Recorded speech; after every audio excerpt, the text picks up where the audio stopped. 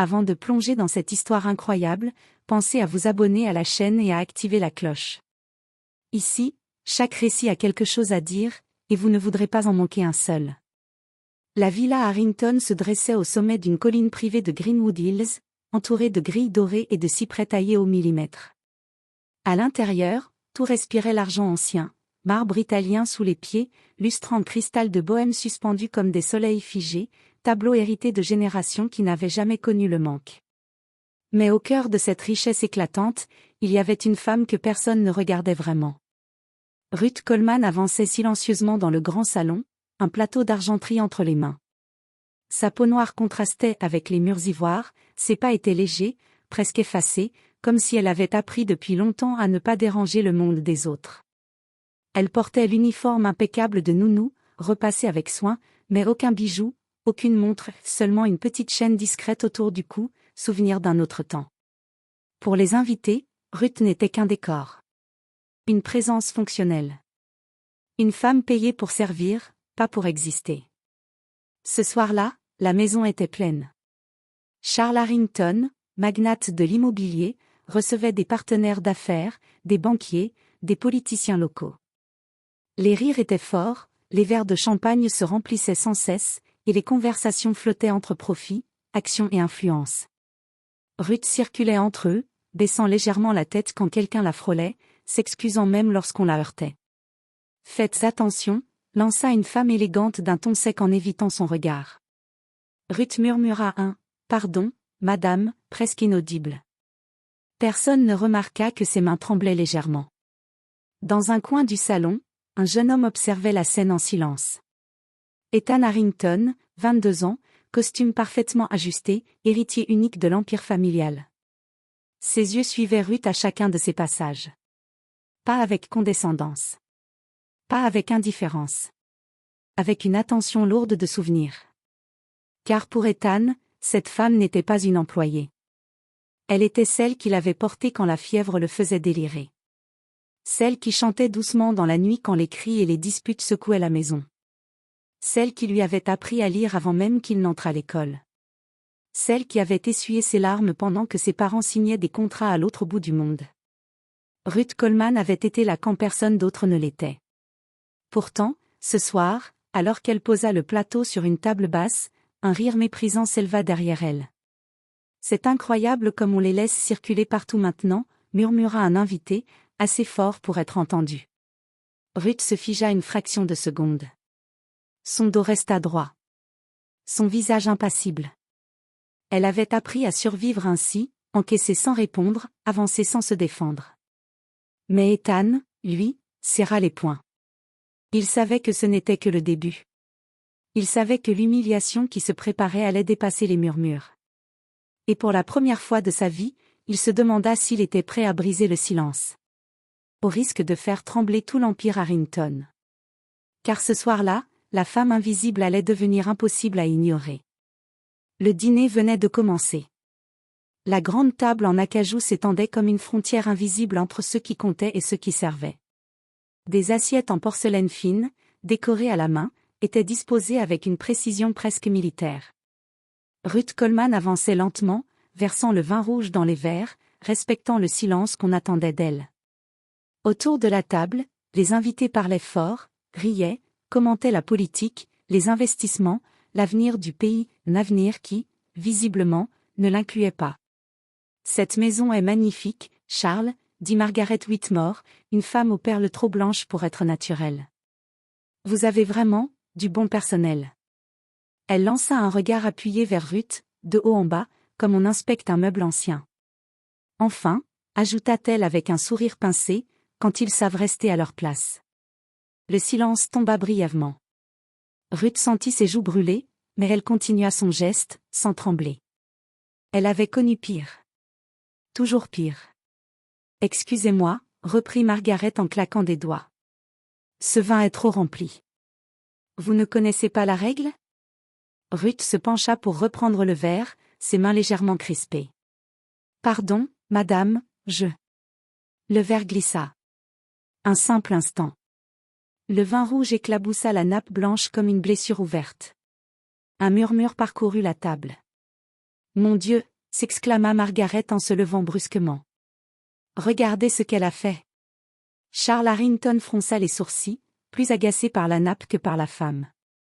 Ruth, fais attention, dit-il d'un ton sec. Tu sais combien cette nappe vaut. Ces mots furent le coup le plus dur. Pas ça va. Pas ce n'est rien. Seulement la valeur d'un objet. Margaret, elle, ne s'arrêta pas là.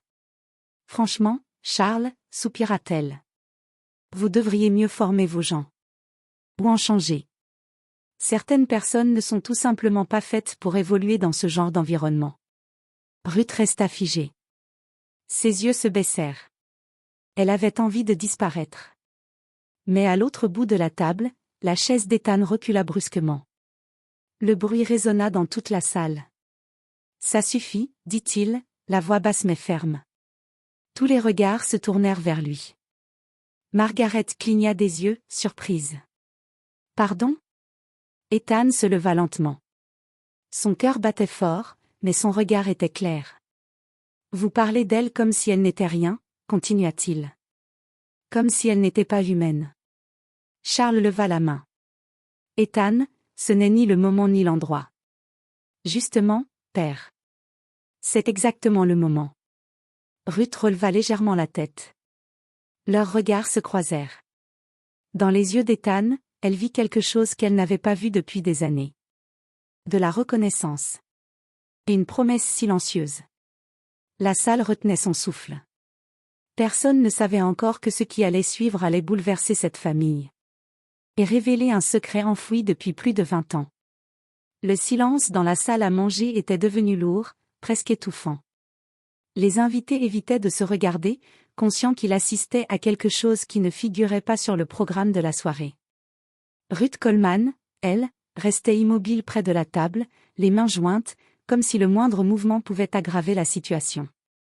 Ethan, assieds-toi, ordonna Charles Harrington, la mâchoire crispée. Tu fais un spectacle inutile. Ethan ne bougea pas. Inutile pour qui? Demanda-t-il calmement. Pour ceux qui peuvent se permettre d'humilier une femme parce qu'ils pensent qu'elle n'a aucun pouvoir? Margaret Whitmore se redressa, offensée. Je ne faisais qu'énoncer un fait, dit-elle froidement. Cette femme est employée ici. Elle a fait une erreur. Non, répondit Ethan sans la quitter des yeux. Elle a fait ce qu'elle a toujours fait, servir sans jamais être respectée. Ruth sentit ses jambes faiblir. Elle aurait voulu l'arrêter, lui dire de se taire, de ne pas risquer sa place à cause d'elle. Toute sa vie, elle avait appris à encaisser pour protéger l'enfant qu'elle aimait. Même devenue adulte, ce réflexe ne l'avait jamais quittée. Ethan, murmura-t-elle. Ce n'est pas grave. Ces mots brisèrent quelque chose en lui. Il se tourna vers elle, la voix soudain plus douce. Si, Ruth. C'est grave. Parce que ça dure depuis trop longtemps. Charles se leva à son tour. Tu ne comprends pas comment fonctionne ce monde, lança-t-il. Les gens comme elles sont payés pour faire un travail. Rien de plus. Un frisson parcourut la salle. Ethan inspira profondément, comme s'il se préparait à sauter dans le vide. Les gens comme elle? Répéta-t-il lentement.